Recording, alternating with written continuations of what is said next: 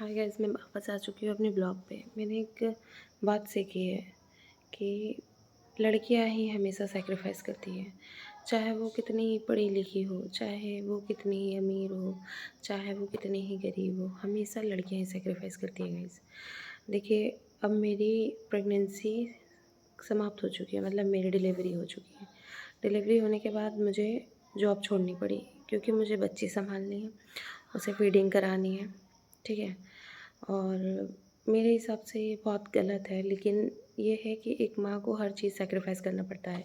माँ से पहले वो एक लड़की होती है, एक गर्लफ्रेंड होती है, एक वाइफ़ होती है, बस वहीं तक, ठीक है। माँ बनने के बाद ना वो वाइफ़ होती है, ना वो गर्लफ्रेंड होती है, ना वो बेबी, कुछ नहीं होती है। वो सिर्फ़ एक माँ होती है, ठीक है। उसके बाद सब कुछ समाप्त हो जाता है, वहीं पर लाइफ़ रुक जाती है। बच्चे का डायपर चेंज करना, बच्चा रो रहा है, क्यों रो रहा है, अगर ज़्यादा रो रहा है तो उठाओ उसे, संभालो उसे, क्यों रो रहा है। पति भी तुमसे पूछेगा क्यों रो रहा है। यार, हमें कैसे पता होगा कि वो क्यों रो रहा है?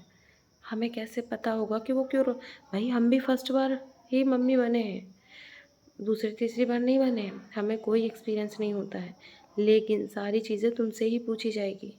चेहरा पूरा डल हो चुका है, पहले मैं किस तरह से थी, अब मैं कैसी हो गई हूँ, मुझे कुछ समझ में नहीं आ रहा है। मैं मेंटली डिप्रेस्ड होती जा रही हूँ। ये डिप्रेशन न जाने कहाँ से रुकेगा, कहाँ जाके क्या मोड़ लेगा, मुझे समझ में नहीं आ रहा है। अभी घर में कोई नहीं है, सिर्फ मैं अकेली हूँ और मेरी बच्ची सो रही है।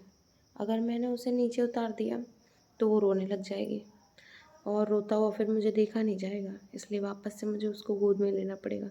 मेरे पैर दोनों सुन्न हो चुके हैं, झूले में वो रहती नहीं है। ऐसा नहीं है कि इसके पास झूला नहीं है, सब कुछ है इसके पास, लेकिन मेरे पैरों मतलब मेरे पैर सुन्न हो चुके हैं। मुझे समझ में नहीं आ रहा है कि मैं क्या करूँ इस हालत में। हस्बैंड जो है वो बाहर है, मैं अकेली हूँ घर में, अकेली ही रहती हूँ। मतलब इन लॉज़ है मेरे साथ। ऐसा नहीं कि वो लोग हेल्प नहीं करते, लेकिन आप लोग समझ सकते हैं कि मतलब इन लॉज़ हैं, हेल्प करते हैं, बट माँ की वहाँ ज़्यादा इम्पोर्टेंस होती है। मुझे फीडिंग भी कराना है, खाना भी बनाना है, हर चीज़ मुझे करना ही है। लेकिन मुझे समझ में नहीं आ रही है कि मैं इतना कुछ मैनेज कैसे कर पा रही हूँ। बैक पेन ऑल टाइम बना रहता है। मुझे समझ में नहीं आता है कि मैं क्या करूँ इस सिचुएशन में, क्या करना चाहिए मुझे। सजेशन नहीं मिल पाता है। अगर ये चीज़ें हम किसी को बता नहीं सकते हैं, बताओ तो नाटक लगती है और मुझे समझ में नहीं आ रहा है।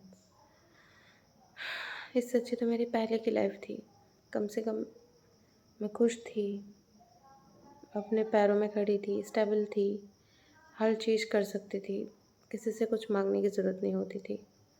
लेकिन अब मुझे रियलाइज़ हो रहा है कि मुझे शादी ही नहीं करनी थी।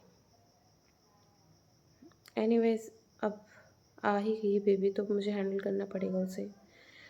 और देखो आगे क्या होता है। बने रहिए ब्लॉग में, और भी ब्लॉग्स डालूँगी मैं, आप देख सकते हैं।